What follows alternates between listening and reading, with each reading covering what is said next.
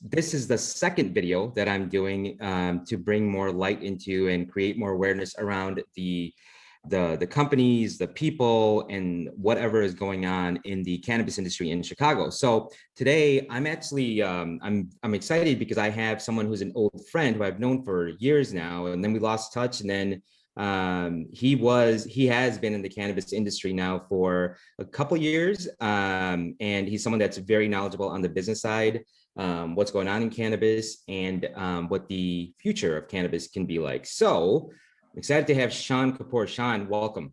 Thanks a lot, Betty. Excited to be here. Excited to talk about cannabis.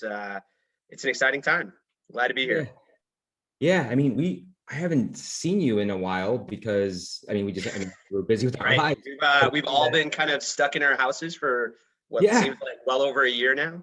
Yeah, hopefully not much longer, but I'm excited to have you, man, on this. So if you want to start off with just talking about your background. Sure. Yeah, so I'm a born and bred Chicago guy. Have spent basically 15 years kind of in investment banking and corporate development. So started out in banking, spent 10 years working for a couple of boutiques in Chicago, focused on particularly M&A, so buy side and sell side M&A, a lot of middle market companies. So once again, Chicago is kind of the hub for that. So it worked out nicely. And kind of towards the end of my banking career, really got interested in the buy side work I was doing. So really acquisitions, working with, everything from large public companies who were looking to grow to, individual entrepreneurs who were, trying to gain market share and grow. So that really interested me. I liked working with those type of people. And it also gave me a lot of insight, into the inner workings of how to operate a business, how to grow a business. So I made the transition about 5 years ago to the corporate side. So I spent 3 years at a publicly traded industrial company in Milwaukee. And then kind of what brings us to today, just before starting kind of my own advisory and consulting firm this year, I was most recently at Green Kap Industries, one of the largest multi-state operators in the US in the cannabis sector for a little over 2 years. I joined in December 2018. And I guess you could say we were still kind of a startup, in that frame time period, but was there through the end of 2020. And, it was just an amazing time. That was kind of really my first foray and kind of first kind of exposure to the cannabis industry. And I'd have to say, like, in the last 2 years, it's been like dog years. Those 2 years have been like, 15, 20 years of knowledge basically in the cannabis space. Yeah, I feel like, everyone was excited about recreational cannabis being legalized by January of 2020. Yeah, January of 2020. And then all of a sudden COVID happened, and it was like, it changed people's lives. So I think that definitely affected me in terms of, because I really wanted to understand the cannabis industry, but sure, COVID really threw a wrench in that. And then, when you and I caught up, that's when I really started to, after you told me a lot about what's going on with within cannabis and all that. And now I've had so many different conversations, which is been, and it's, the industry is kind of getting a lot more attention now too, right? Versus where we were probably about this time last year. So yeah, and GTI is a prime example of extreme success within the industry and creating opportunities. So in terms of the cannabis industry itself, what's your perspective on it? It's still very, very early. It's very exciting. It's early innings. The opportunity here is amazing. I mean, it is, I think in our lifetimes, we were there, I think we were going to college, right? We were like, God, how long ago was that? But during the tech, early tech days and .com, I think we were, I don't think any of us really fully understood, how much of a game changer that industry was going to be and how much room it had to grow. Because here we are, 20 plus odd years later, and that, tech is still what we all talk about, and it's still growing, still booming. And I feel like cannabis is that kind of next industry sector that is going to be, an opportunity of a lifetime for folks like us, whether you're, in the industry, working in the industry, building a company, or even if you're on the outside, and I think we'll get into this a little bit in a few minutes, but if you're a service provider, you're an accountant, you're a advertising firm, you're a packaging company, these are all folks that are going to be part of the cannabis ecosystem as this industry continues to grow and blossom. So there's a lot of opportunity, and I think myself and others who are involved in the industry are super, super excited because there's so many kind of tailwinds behind us, and we have a lot of positive headwinds, going forward, whether it's, more states continuing to legalize. Even I think since we first started talking about doing this video a couple of weeks ago, we've had 3 more states go recreational since then, right? We've had New What York. were the 3 states that? So in the last 2 weeks, we've had New Jersey, New York, and New Mexico all pass adult use legalization. So I think we're now up to 18 states that have adult use legalized, and we've got close to like 35 or 36 states overall that have some sort of medical program. So at this point, we've got probably close to 80 to 85% of the US population that has some sort of access to a cannabis market, which is kind of amazing to think where we've come even in kind of 2-3 short years. But with that being said, like, what do you think the cannabis industry, what do you think the near future, the next 5 years, like from your perspective, what do you think some of the things that are going to be happening or can happen? Sure. I think first and foremost, I think what the industry needs is obviously, for those who don't know, obviously it's still a federally illegal industry, right? Cannabis is a Schedule I drug according to the federal government. You can't have interstate commerce. You can't, study it. You can't do medical studies, things like that. So there's a lot of restrictions that exist for, cannabis operators today. So I think, one of the things that's going to drive a lot of growth and is going to be really good for the industry is, something called the Safe Banking Act. Because right now it's a heavily cash industry. It's funny, when I started in cannabis 2 years ago, we still got paid in cash, right? You would get an envelope on every other Friday that had, a pay stub, but didn't have a check. It had actually cash. So, that's just, it's one of those things. And it's, something that you don't even think about, any other business owner, when they decide to start a business, the first thing they do is go to their local bank, set up a banking relationship. And at the core, like such a basic function, banking does not exist for cannabis operators today. So, that in itself presents a host of issues, problems, security problems. Like, it's a multi-billion-dollar industry. And some of these, cultivation sites, dispensary sites deal in hundreds of millions of dollars in cash. So that, I think, is the first step that's going to really kind of bring the industry more into the mainstream, like having access to banking, having access to cheaper capital. So right now it's a very expensive industry as far as raising capital. You have to go out, you have to raise equity or really expensive debt because you can't go to banks. So that will kind of be the step one. And that's actually been introduced by the Senate Democrats last week, and it's already been introduced in the House. So there's a lot of positive momentum, hopefully, that this will pass this year. And then kind of the next big step is potential federal either, declassification as a Schedule I or outright, legalization that could then open the door and, really open up kind of a big boom, not that it's not already going on, but that would just open up and bring in a lot more people into the industry, especially from, what's on top of mind of a lot of folks is the social equity aspect of, making right for a lot of the wrongs that we've done through our, war on drugs and kind of the, all the issues and kind of the despair that's caused in, communities of color across the country. So I think that is like a huge topic right now, the social equity part, because of what you just said. Like, what do you think is going to happen what are some things that could potentially happen based on your opinion in terms of that area, whether it's giving licenses to people that are in those communities, right, or whatever it is, giving money back to those communities? Yeah, no, I mean, I think there's, I think right now there's a lot of states who have tried to put in kind of social equity levers and programs as part of their, either their medical program or their adult use program. And some of them, they've had varying degrees of success.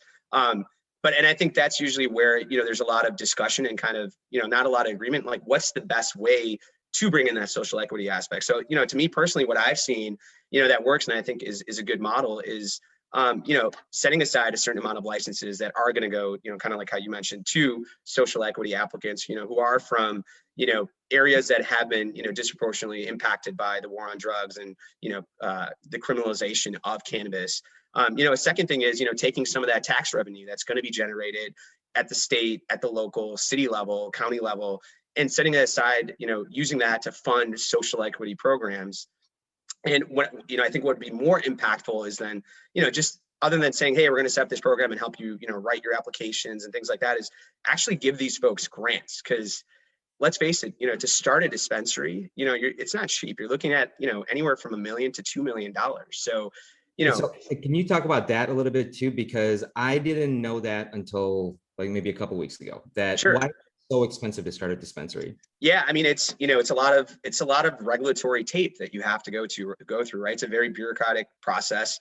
It's been something that's been illegal for, coming up on, almost 100 years. So, Yeah. they've made it tough to get to be an operator. But you go through, numerous background checks. You have to put together an application. A lot of folks who aren't from the industry, that means usually hiring outside consultants to help you write the application. You have to go out, and typically most states require you to have a property under lease that's in the zoned areas. So you've got to, sign up a lease, pay up front. So at the end of the day, even just the process to kind of go through that application can sometimes run you $250,000. And then if you get lucky enough to get a license, then you've got to actually start, hiring a architecture and design firm, start hiring a general manager and all those sort of things. And when you then factor in working capital to build up an inventory when you open, payroll, you are looking at kind of, depending on the size and the state, anywhere from $1 million to $2 million of, startup costs. So, it's great that, all these politicians and everything say, hey, we want to get more social equity, but even if you give them a license, where do you expect them to come up with $1 million to $2 million to fund this operation when, by the way, they can't go to their local bank and get out a loan? So that's where you're saying that like the grants part would make sense. Yeah, because right now I think a lot of communities have said we are setting aside tax revenue from cannabis to fund social equity initiatives, but a lot of them are kind of just paying lip service right now. It's not really doing a lot of impact because I've been talking to folks who are social equity applicants, and they're like, yeah, man, it's great that the state put together this program, but at the end of the day, how am I supposed to get the funding to even go and apply? So there's a lot of things that need to be worked there, but that's just one aspect, right? But that still gives me hope that we are thinking about this. Folks are thinking about this. And GTI was like a great example. Dina Rollman, who's the head of government and legal affairs there, she was very instrumental while I was there in helping GTI start their LEAP program, and I think they had over 100 different social equity applicants go through that program where GTI used its resources and its knowledge to help these folks, put together applications, submit them and things like that at no charge. So I think, it's a combination of both using the regulations and the legislation that we're passing to incorporate social equity, but there's also a corporate responsibility with the folks in the industry to make sure that they give back and are working with those parts of the community as well. Yeah, actually, I just met Dina a couple of days ago, or a couple of weeks ago, and she opened my eyes to things that I didn't even know. I'm actually talking to her, doing her. That's great. Yeah, Dina's a great person. I loved working with her when I was at GTI, and I mean, she is very, very passionate, about cannabis and health and wellness, and really, she's one of those people that embodies, and that's kind of like a lot of people in this industry. There's a lot of passion, right? Because it is more than just it's not like just selling another candy bar or like gummies or things like that in the store. Like there's actually a health and wellness benefit and aspect to cannabis that I think is always overlooked because people still just kind of associate it with Cheech and Chong and stoners and things like that. Whereas I've worked frontline retail when we went adult use last year, and I'd say most of the customers who were coming in were female in their mid 40s, housewives who are like, hey, I've heard about cannabis, I've heard about the health and wellness. Maybe instead of my nightly glass of wine, maybe I want to have a piece of chocolate or an edible to take the edge off versus, going to what I used to go to, which is, wine or a cocktail or something like that. So I think that's the other exciting part about the industry is that there's going to be so many new people that are going to be exposed and come into this sector. And they don't even know it today because they just don't know. And I think that's our job as being folks in the industry to educate these folks that, hey, it's not just about getting stoned or, getting high. It's really more about incorporating cannabis as part of your health and wellness routine, Yeah, no, that makes sense. So I definitely want to ask you too, because of your background with M&As and in finance and all that stuff, like what's going on with the industry on the business side, especially as it relates to, we talked about SPACs before and cannabis SPAC specifically, but also just on the M&A side, like I mean, what you're basically seeing now is, so 2020, right? COVID was kind of it kind of disrupted every business, right? Not just cannabis, everything. And, there was a lot of momentum going into into 2020 with M&A. For instance, when I was at GTI, like in 2019, we closed 10 deals. right? I was like literally working on deal after deal after deal. And then kind of 2020 hit, and there was, you know, the cannabis market in general was kind of in a bear market through kind of, you know, mid 2020. So capital had kind of dried up coming into the industry kind of late 2019. A lot of deals that had been announced, large deals, were either called off or renegotiated because everyone's stock price was tanking. So you didn't see a lot of activity, you know, kind of late 2019 into early 2020. And then COVID just kind of exacerbated that because, you know, you're no longer traveling to meet these companies. You can't do site tours, things like that. Yeah.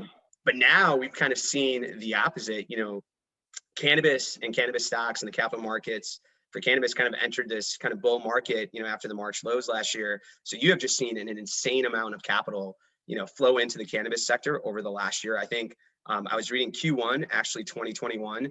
I think there was over $600 million raised. And that's not even talking about deals, but just capital that was raised by cannabis companies, either through SPACs, through share offerings. And you're just seeing the pace of M&A pick up, which makes sense, right? We're getting to that that kind of stage of the industry now where you've got a lot of these, you know, operators who have had 2-3 years to scale their business, you know, tighten up their operations. A lot of the industry now is finally reaching either break even cash flow or you know, are actually profitable. So that's just leading to a whole amount of activity, because at the end of the day, it's like any other industry, right? It's like enter, build, scale, and continue to kind of expand. And you know, it's not like a traditional industry where you can just go in and say, hey, you know, I'm Starbucks. I want to open up a Starbucks location here. I'm going to find the best real estate in this city. I'm going to find and open it up. It doesn't work like that, right? If you want to open up another dispensary, if you want to expand to another market, you have to get a license. You have to either apply for it, or there's so many licenses. So naturally, I think in this industry, M&A is going to play a bigger role as the industry kind of rolls up, and you end up with, you know, what looks like a more traditional, mature CPG industry where you know, or even like the beer industry where, you know, sure, you've got thousands of craft brewers, but they're consistently looking to buy these guys and roll them up, you know, into the big, you know, 2-3 players that are out there like Miller or, you know, with Anheuser-Busch. So it's going to be pretty similar, but it's exciting, man. Like the amount of M&A activity right now is just insane. Like I'm working with, so, you know, after I left GTI, I started a consulting and advisory firm just because I saw that need, particularly during COVID, because there was an M&A. As an M&A guy within GTI, I got tasked with just getting thrown at problems that were going like, hey, we don't have a call center. And now that we're getting, you know, 4,000 calls a day post-COVID because our dispensaries aren't open, we need to get a call center up. So it was like, all right, put together a national call center. We don't have delivery in Nevada. We need help with delivery logistics. I was helping with that. So I just kind of saw the need that, you know, these are issues that a large corporate like GTI is dealing with. They have the resources internally, you know, to put someone like me or someone else on these issues. But your smaller, you know, mom and pop operators or regional operators don't have those resources. So I saw that need. And so that's where I'm focused on right now. And I've been talking to folks, and I mean, I'm working with a couple of clients right now to evaluate acquisitions, and, you know, deal flow is amazing right now. Like, you know, I'm looking at 2 or 3 deals a day, which is insane. That is insane. You know, I'll post this on obviously LinkedIn along with like Instagram and all that too. But if people want to get a hold of you, if they want to just either understand more about the cannabis business, or if they are starting their own business, whatever the case is, what's the best way to get in touch with you? Yeah, definitely. So like I said, I just started my own advisory and consulting firm this year. It's called Green Kap Advisors. You can go to greenkapadvisors.com. That's got more info and my contact info there. But yeah, I mean, I'm definitely happy, you know, if anyone who views this video is interested in learning more about the cannabis industry, or, you know, how to get involved, opportunities. I love talking about this industry, obviously, like we are today, and I could go on for hours. So, you know, definitely feel free to reach out to me, get my contact info, and shoot me a note, and I'll, you know, be happy to bring more people into the mix of this industry. Awesome. Well, it was great talking to you, man. Thanks again. Yeah, same here, man. Look forward to hopefully getting together soon in person. Hopefully. Thanks, man. All right. Thanks a lot, Benny.